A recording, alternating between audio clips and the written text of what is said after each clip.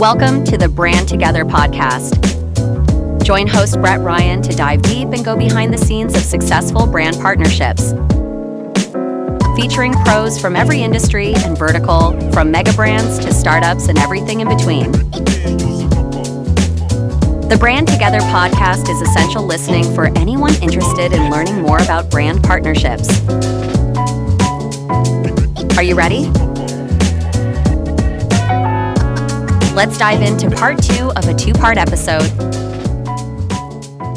So, Kyle, I want to pick your brain a little bit.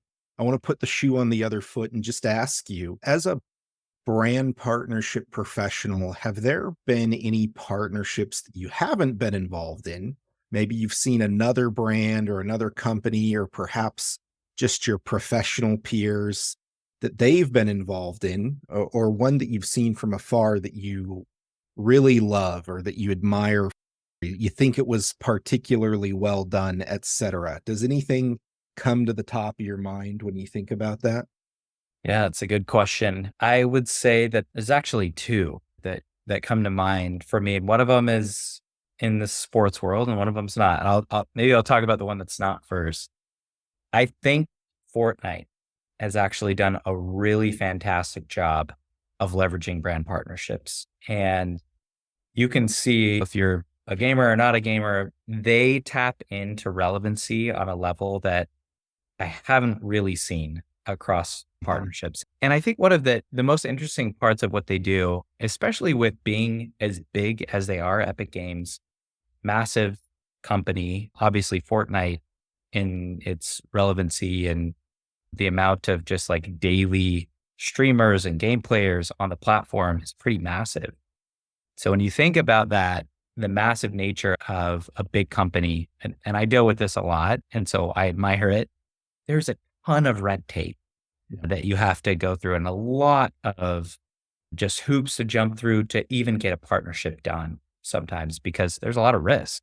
There's legal vetting, there's PR vetting. You've got to figure out cross the T's and dot the I's on all the legal structure of who's getting what within the assets of those companies. And I think that Fortnite has been able to so gracefully move through, and I don't know what the back end looked like. Maybe it's extremely complicated, but they're relevant whenever they do a partnership, when they do a new season of Fortnite, or when they're coming out with a new platform within their gaming ecosystem. It's relevant, like it's not outdated.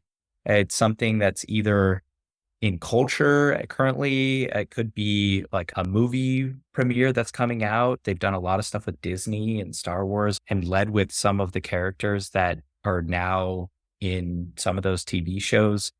So the relevancy is super high. And then they're willing to move on when they need to, when it's not relevant anymore, and they go to a new brand partnership. So I think I view them as one of the best. And obviously, when you think back into like OG streaming partnerships, they have one of the best ever, or one of the most epic, and no pun intended, with some of their concerts they've done, Fortnite itself. Like that blew up the gaming world when they did it. So that was the onset. They had been doing it previous to that, but they really were the leaders coming out and doing these brand partnerships. So that's one. The other one in the sporting world that I think is really great is Chick-fil-A. And Chick-fil-A does a promotion. This is specifically with the NBA, but they do it across different NBA teams. And it's called, there's a couple different names, but Chick-fil-A Foul Shot or Brickin' for Chicken. And essentially what it is, in the fourth quarter, do you know about this? Have you seen this before? I don't. I haven't seen this before, but I'm very curious Please go on. Yeah. So essentially in the fourth quarter of games, they've partnered with all of these different teams. But in the fourth quarter of games, if the opposing team is shooting 2 consecutive field goals and they miss those 2 consecutive field goals, free throws. Yeah, my apologies. 2 consecutive free throws. If they miss consecutive free throws, then everyone in the stadium or the arena gets a free Chick-fil-A sandwich. Right on. So it's pretty enticing for everyone that's in the arena. What happens is people start cheering because they've got the LEDs going. They get a free Chick-fil-A sandwich. So fans start to get rowdy on the first free throw. After the first free throw is missed, the arena goes wild because Yep. then it's everyone has an opportunity and it's Yep. everybody wins something, right? Yeah. And that's pretty fantastic when you can get to that, because a lot of the promotions within an arena, can you get to that level where like everyone is winning something? Maybe, Yep. but it's like a little bit harder to do when you're talking about like an insurance company or like a credit card that you're trying to promote within it. So they did this study. This has been done for years now across different arenas, but they did this study after the first year. There was only a few different arenas that were doing it. And when they returned the study, they found that in the stadiums where the Chick-fil-A promotion was run, the free throw percentage of the opposing team in the fourth quarter decreased by 3 or 4%. Now, is that just because the crowd's getting all rowdy and Because the involved? crowd was so loud, it was Yeah. so disruptive. Yeah. So when you think about a brand partnership and really impactful branding within a partnership, Chick-fil-A is literally affecting the game of basketball Yeah. with their promotion, which it's like, you talk about 12th man in football with the Seahawks Yeah. stadium and how rowdy they get and like how opposing teams don't enjoy playing there. Anywhere where there's a Chick-fil-A promotion within that arena, you're Yeah. going to shoot a lower free throw percentage because the crowd is so crazy. I developed based on this promotion, I loved this and I got down to the core of what it was. What is it about the Chick-fil-A promotion that makes it so enticing for fans? And I centered on these, like, I wrote down these 4 principles that we try to do whenever we do brand partnerships within sports. One of them is, so I'll just name them off, but it's centered on the product. You got to get the fans to engage with your Yep. brand. Yep. It meets them where they are. So you're not asking consumers to go out of their way to engage with your brand. Yep. And it adds value to everyone who's engaging. And when you think about that, it's so important that everyone is getting value and everyone is engaging, because when let's say that you don't really care about Chick-fil-A or like a sandwich is not really that enticing to you. When everyone else around you is standing up and cheering and screaming, that energy is contagious. Yep. And so even if you don't care necessarily about what it is, you're going to stand up and you're going to want to be part of that attention and action and excitement and engagement. Yeah. So anyways, those are the 4 kind of brand principles that we use whenever we try to think about a new engagement program within an arena or a sports property. So thank you for unpacking that for me. I love both your answers for different reasons. For Fortnite, so man, talk about, I don't, with the exception of maybe Lego, I'm not sure there's another company that has made brand partnerships such a central part of their product strategy, right? Yeah. And the way they're approaching it, if you think about Lego's transformation, right? When there came a point in time where Lego's revenues were pretty low, but they've been able, anything and everything is a Lego set nowadays, right? Mhm. And it's because they've been able to constantly keep Lego relevant by partnering with all these different brands and IPs, continually produce new sets, like anything from Back to the Future to Indiana Jones to Manchester United, like Harry Potter, everything's been. And That's a so really good point. I really think that Fortnite, when I look at Fortnite and what they're doing, I really think it's like they're running the Lego circa 2000s playbook, and they're keeping their product so incredibly relevant. And like you can load in and kids can find, or adults too, video games or not, plenty of adults play video games as well. But whatever your favorite character, your favorite hero, whatever it is, you can find it in there. Yeah. And they That's did a one good point. recently.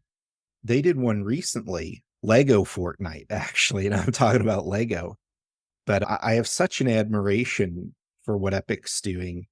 And I don't want to digress too much, but they built an entire new game mode inside of Fortnite just for Lego. And they could have just slapped Lego characters on there and did the same old thing, but they really created this new game mode where you can build stuff like Lego and everything, and really gave it much. And the level of integration that they have in their partnerships, right? Think about so many brand partnerships.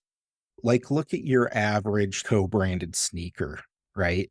Yeah. Where it's maybe you get a logo on there. Maybe Eminem actually just came out with a new album, and I was reading some press about it, and I learned that during one of his recent performances, he wore his own brand of Jordan sneakers. There was like an Eminem / Michael Jordan Air Jordans that came out, right?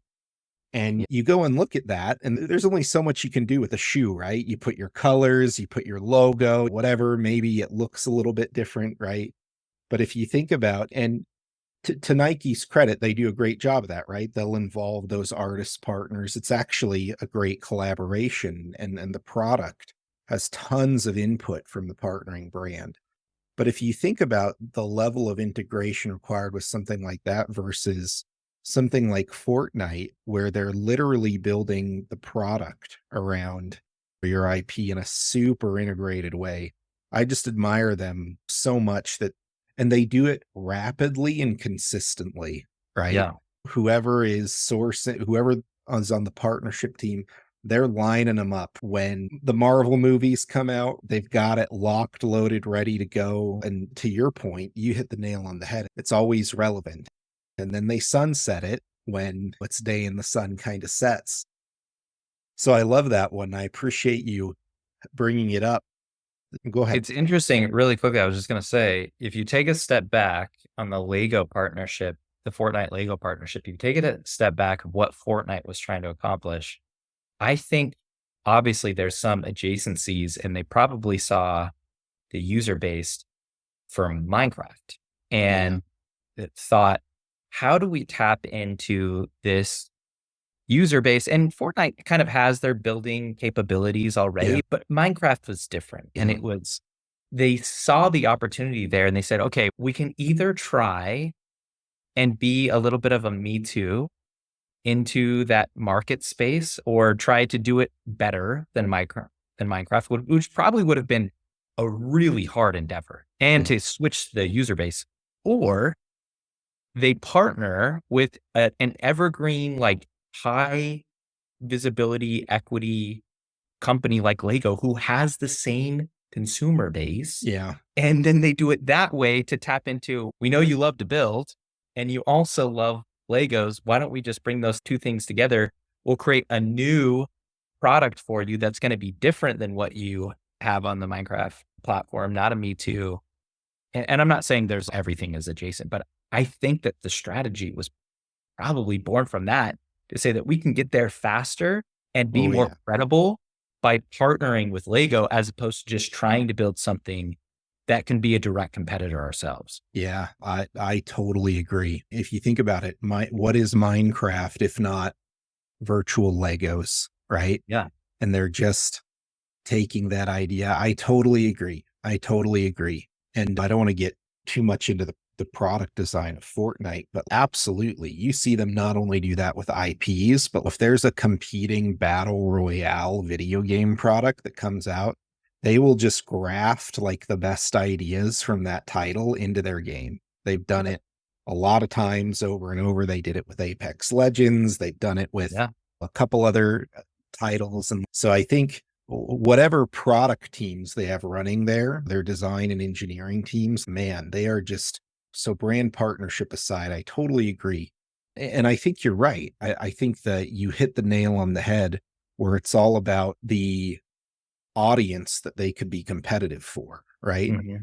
And I think Fortnite is really compelling because if they can fast follow and graft the best parts of their product into Fortnite, then suddenly now you've got Lego Fortnite, which is comparable to Minecraft, but you also have all these other cool characters that Minecraft doesn't have. And it's got that fidelity, that sheen, that polish, and that becomes a really powerful. Imagine in like the food and beverage world, if you could say our product is just like theirs, except better in this Right. one dimension. And Yeah. anyway, the other one, I wanted to talk briefly about Chick-fil-A and their partner. Now, is it with the NBA that they partner with? Yeah, it's with each of the NBA teams. So they Got it. have a team partnership. So it's not every NBA team, but yeah. Got it. No, I love that one. And it reminds me of a brand partnership that Verizon did with the NBA back in 2016. Did you ever hear about like the data dunks? No. Um, Huh. I'll tie it all together, I promise. I know I'm meandering a little bit, but back in 2016, Verizon had a data dunks promotion where basically during March Madness, right? During the top 16 or 32 or whatever it is, right? They took all the teams that made it to March Madness and they said, okay, Verizon customers can make their own dunk squad out of any one of these teams. And anytime any one of those players dunks, Hmm. then the people who have them on their team, the Verizon customers who have them on their team, they get free data. So now, Uh, 8 years later, data's become like much more cheaper. It's not Sure. nearly as exciting. Back then, it was like, oh, holy crap, so and so That's dunks the smart. ball. Yeah. Yeah. Yeah. But That's great. the reason I thought of it when you're talking about Chick-fil-A is because you're talking about how engaged the audience gets when Hmm. someone misses a free throw. But if you think both partnerships, they do this other thing where it's like suddenly fans who might be otherwise be a little less engaged have a reason to perk up and really pay attention, right? Yeah. Suddenly Chick-fil-A, or in this case Verizon, suddenly they can legitimately sponsor like some of that secondary and tertiary content. Oh man, we're talking about free throw percentage, right? Yeah. And the ESPN post game analysis segment with Stephen A. Smith or whoever, right? We're Mhm. talking about, and suddenly Chick-fil-A has a really legitimate reason to be a part of that conversation. Yeah. Oh, everyone got a chicken sandwich, you know what I mean? And there was something similar with Verizon where we're talking about dunking. And suddenly there is a statistic that we can anchor in and suddenly have a talking point in all this extra game content, but it Mhm. just makes it come really relevant. And that's all aside from like that. Can you think about something more emotionally visceral than watching like, dude, it's so hype when you're there in the stadium and Yeah. everyone's bated breath. Is this guy going to sink his shots or not? Right. Yeah. The same thing with the dunks, right? Someone Yeah. slam dunks, super cool thing. The only thing that could make it cooler is if you got like some free promo on top of it, right? That's really interesting too, because I think the other thing that we talk about a lot as we do these types of promotions or when we think about promotions is personal investment. Yeah. And how do you get people personally invested in whatever you're doing? Yeah. When you think back to, we just talked about Fortnite and Lego and in Fortnite, that's exactly what they're doing. They're trying to have you personally invested in this because you care about it on some level. Yeah. With that promotion too, because you pick the players that are dunking. So it's almost like whether you care about those, whether you cared, I should say, about those players or not, after you pick them for your team, man, now you're personally invested in that Yeah. person's personal success. Yep. And that's the same thing with, we talk about it in sports betting as well, because sports betting and fantasy is another one, right? Where, and filling out your bracket for March Madness. Why does everybody do that? And why Yep. does everybody get so excited, even if they've never watched a basketball game in their Yep. life? Yep. It's because they're personally invested and it's personal to them because the people that they're picking or the team that they're picking or the teams on their bracket are theirs. And it's like when you can get that level of personal investment, especially in a partnership, oh my goodness, you've struck gold. Yeah. Because at that point, like people are, it's something that they're willing to share, to talk about. Yeah. They get excited. It creates a visceral reaction when something good goes their way. Oh, that's the holy grail. Yeah. It's so hard to do because at what scale can you possibly give someone Yeah. they are that personally invested in?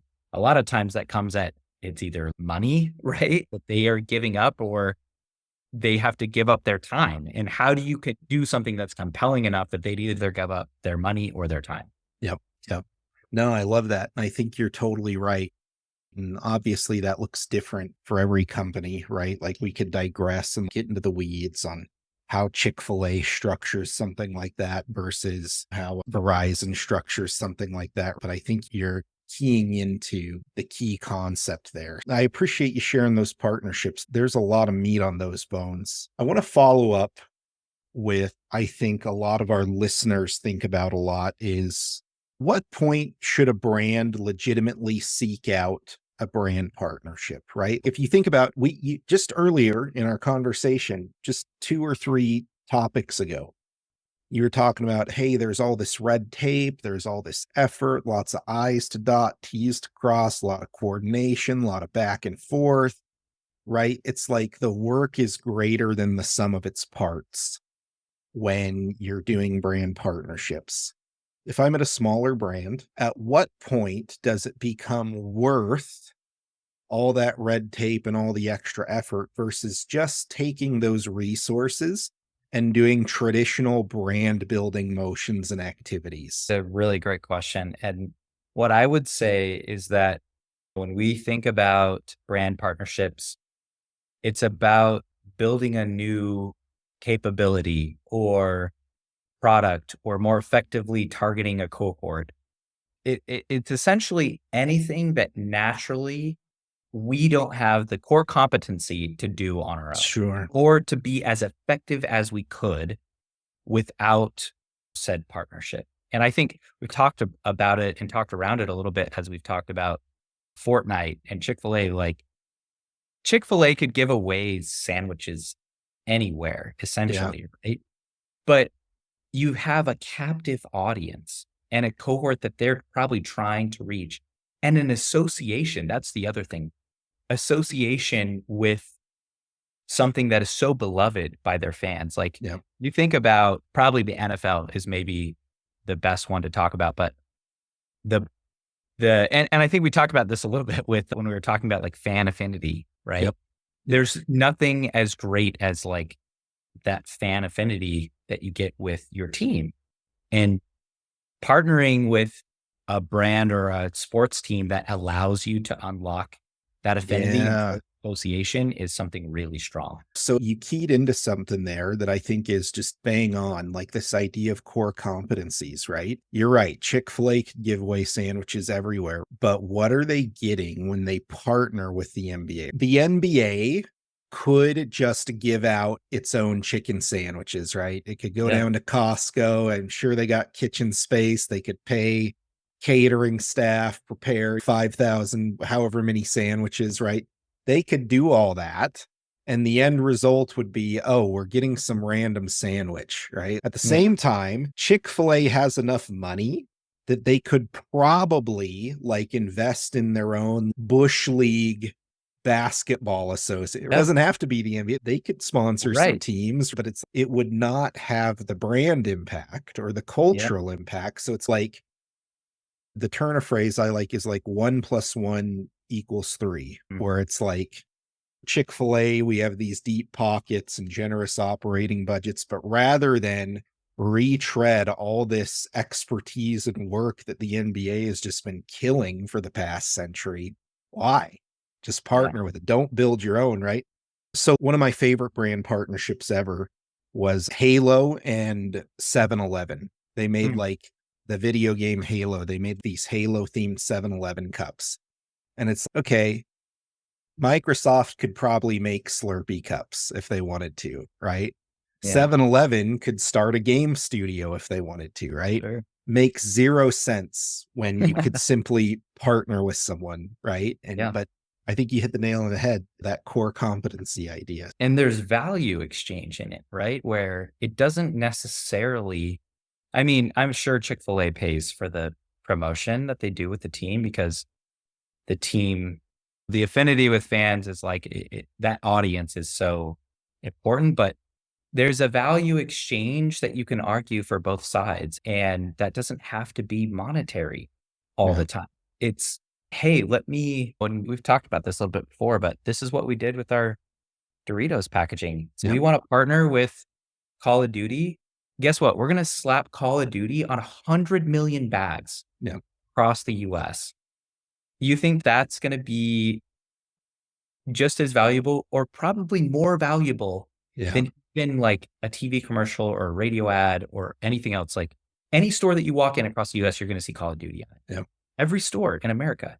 So like and then it's what can you provide to us? You give us that IP, maybe we give some exclusives to our fans. We create that personalization at scale.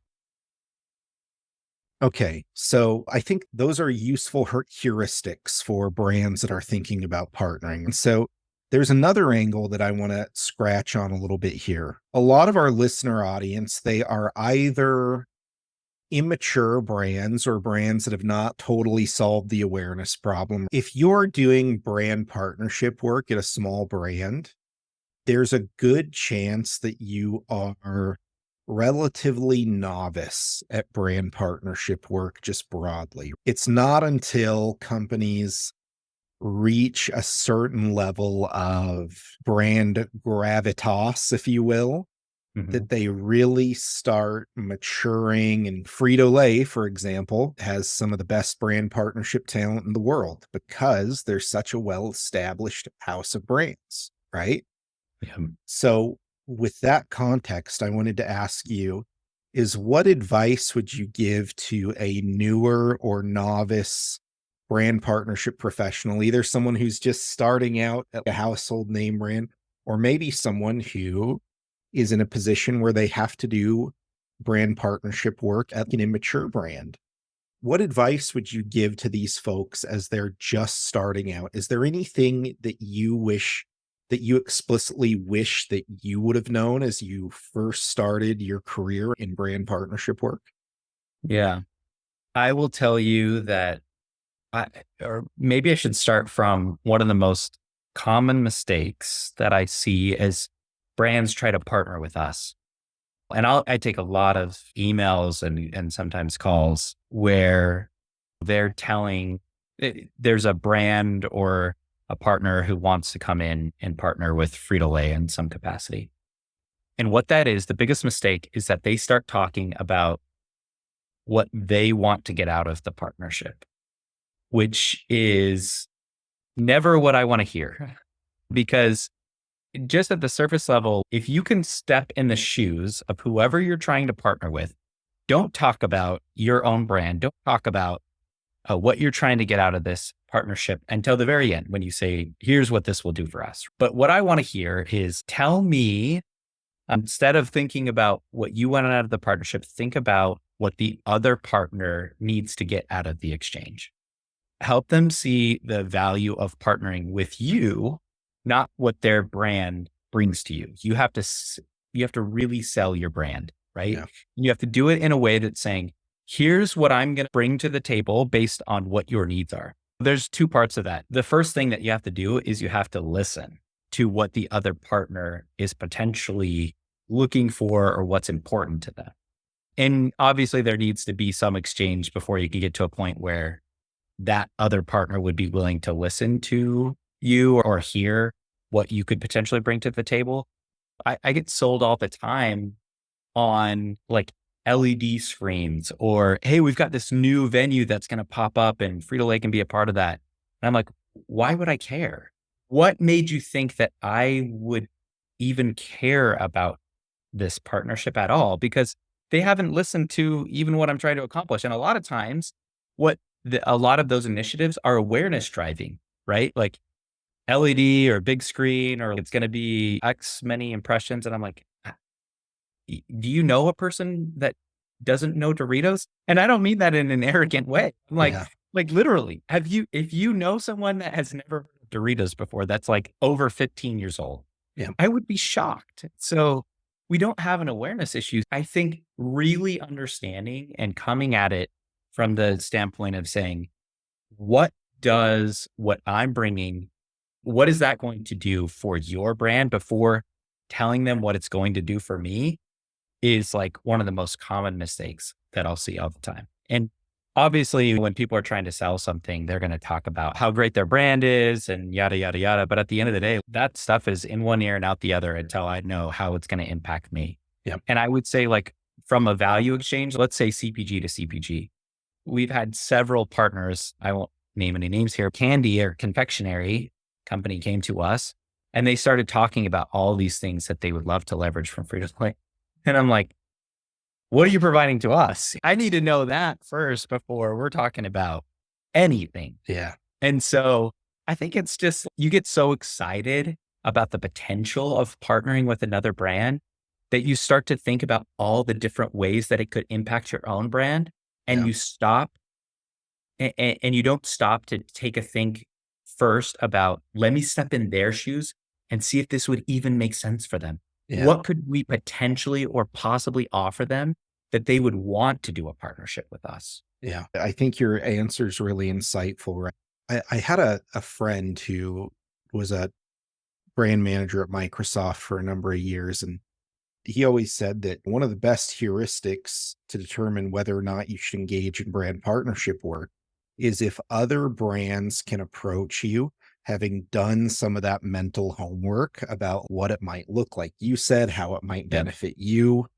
If your brand is at the point that someone else can think in terms of their brand and your brand and come and say, your brand would benefit for these reasons, and they've done the work, that's a decent working heuristic, right? So there's that part of it. And then the other thing that I think is tied up in your answer is that in order for a brand to do that, in order for a brand, for example, in order for a confectionery brand to come to FRITO LAY and say, hey, we want to partner with you, oh, here's the things we can offer you. In order for them to do that in an effective way, they've had to do the deep homework on their brand as well. Yeah. And your brand, right? Yes. But if you don't know what you can offer, if you don't know what your brand represents well enough, that's a good point. Yeah. To show that to someone else, right? Yeah. Then if you can't clarify your brand's equity, right? Then it's like, what do? You got some homework to do, right? Yeah. I love that. Thank you for that. One last question for you. We're getting short on time. Thank you again for joining us. This is just a curiosity, right? FRITO LAY is such a well-known, it's a household name. It's a mega brand, right? I'm curious, and you also mentioned you answer a lot of cold solicitations, cold outreach. I'm very curious, if you had to guesstimate, what is the ratio between just ideas, like you and your team are throwing spaghetti at the wall or you're considering potential brand partnerships? What's the ratio between that top of funnel versus what us as consumers actually see? What actually gets out the door, gets past the red tape, actually gets made? What would you say the ratio is between those two numbers? Oh man, it's got to be more than 100 to 1. Yeah. I've been talking about, I've had ideas that I've tried to pitch for 7 years now that just for whatever reason, they can't come to fruition. I would say there's a number of reasons why brand partnerships don't take off. Timing. Obviously, like we talked about, value exchange is not there it's not equitable value exchange. And either one side is not willing to come up or come down or whatever that is. Legal, PR concerns, execution issues is another huge one. Like you might have core competencies of how you want to execute, but you know what I can talk to one of them. This may seem super simple, but we tried to create a joint display with Call of Duty when I was on Doritos, where it's, let's put the game right next to a bag of Doritos, right? And just say, pick up the Doritos as you're picking up the hard copy game, and you're going to get double XP for a couple hours or whatever it is. Executionally, to try to get those teams in a place and the retailers to build a display that would be able to hold both Doritos, which seems so incredibly easy when you just think about it, like at a single store level. Now try doing that across, I don't know, 20,000, 30,000 different stores across America. Can you build a unit that is efficient enough? And the shipping methodologies and the logistics behind video games as opposed to chips, and how Yeah. do they merchandise together? Yep. Are you going to see tons of displays where the game is there and the bags are not there, or the bags are there and the game is? Yep. So it's just when you start to get into larger scale partnerships, the complexity becomes so great that it takes an inordinate amount of time to try and develop something, and Yeah. it kills partnerships all the time. Yeah. That's why, like I said, I respect a brand like Fortnite, who's just able to be so efficient. And again, you're not talking about like a physical, tangible product, Yep. which really complicates things a lot of times. But still, to be able to execute as swiftly and efficiently as they have is impressive. Yeah. No, I love that. There's like all these factors, like you're hoping, going back to what you said earlier, you're hoping to create that moment of hyper investment, right? Yeah. And it's like when so much of creating that moment is beyond your direct control, it starts to get iffier and iffier, right? Yeah. I'm thinking back to my time in video games a little bit. And one of the reasons that consoles, there's a group of people who are like, why don't we all just, if you look at the hardware between gaming consoles and like the equivalent components in the PC desktop, hmm it's like just build a PC, right? Like it's cheaper Yeah. or whatever. But the reason that game developers prefer to develop on consoles is because they know every end consumer is playing on the same piece of hardware, right? Mm. So that experience is consistent. Yeah. And I know that's a bit of a stretch, right? But it's this idea between being able to make really good assumptions about what you could design the best chip bag / hard copy Call of Duty display fits in any square foot. Like you could design away all the problems, but at the end of the day, something like you said is probably going to happen, right? We're like, crap, we're all out of one or the other. And the Yeah. entire experience goes down the drain just for something that's out of your control. Yeah. And the store managers are upset because that's display space that they could have been using for something else. It's only being half used or Yeah, whatever it is. Can I give you one other like super quick course. example? absolutely. We have a partnership with an MLB team, and this idea that we had was around Lay's. And back in the day, I don't know how early this was, but we were trying to make fetch happen basically. Back in the day, people used to call home runs taters. They'd call them taters. And we're Yeah. like, maybe we could do something with this. Yeah. So we had this idea where whenever a home run was hit within the stadium, we were going to call like, oh, X team just hit a tater. Yeah. Everyone in the stadium gets a free bag of Lay's. Yeah. And then we were going to parachute Lay's from the top of the building, like into the stadium. Yeah. We were going to have people hold signs that had a potato with a target on it. And if it hit it, you were going to get free Lay's for a year. Yeah. And we had this like grandiose idea that was all going to be around these home runs or these taters that we were going to call them. We started to partner with this MLB team, and it just kept getting watered down. They weren't able to execute the parachuted Lay's from the building. Like they were going to have a location where they were just going to throw them. The person who caught the home run, like that row was the only row that they could execute to give a free bag of Lay's. Yeah. They couldn't put up the signs because they couldn't guarantee the execution was there. There was another partner that actually owned the LEDs during a home run hit. So then it was like we would have to do it in between innings, and the announcer would have to say, oh, the so-and-so team like hit a tater. But it was like the moment had passed. Yeah. And what I would say to that is this, is we ended up moving forward with it, like super watered down. And I don't regret it, but because it was a good learning experience. But what I learned from it is this: don't be afraid to back out of a partnership that doesn't have the impact that you need Yeah. to achieve your objectives. Yeah. Because I think we've done a pre and a post test with this. I don't know that we're going to move the needle on people like recognizing that Lay's like owned home runs. But if we were able to get to the level of impact that we started with, maybe it would have. Yeah. And there comes a point where you might feel like you're overly invested in this partnership and you have to move forward with it. Yeah.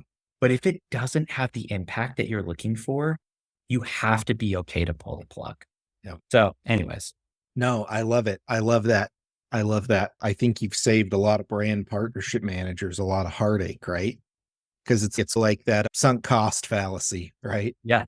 We put Right. some what we just want to execute. There's a lot of pressures on any given team member on either side of the partnership to make something happen. List goes on, right? But anyway, I wish we could dive in more. Kyle, we'll have to have you back on at some point just to dive deeper. It's been riveting. I really appreciate you coming on the Brand Together podcast. Quickly, for our listener audience, if they want to connect with you, where can they find you? Yeah, I'll take any emails. Like I said, I'm happy to connect with anyone, talk about this, or if you have a brand partnership, let's talk. So they can find me at kyle.ahrendsen@pepsico.com. Great. Thank you so much for joining us today. Can't wait to have you back at some point in the future. Awesome. Looking forward to it. Thank you. This has been part 2 of a 2-part episode of the Brand Together podcast. Join us again next week for another deep dive into brand partnerships. And remember to subscribe to the Brand Together podcast on Spotify, Apple Podcasts, Amazon Music, iHeartRadio, or anywhere else podcasts are found.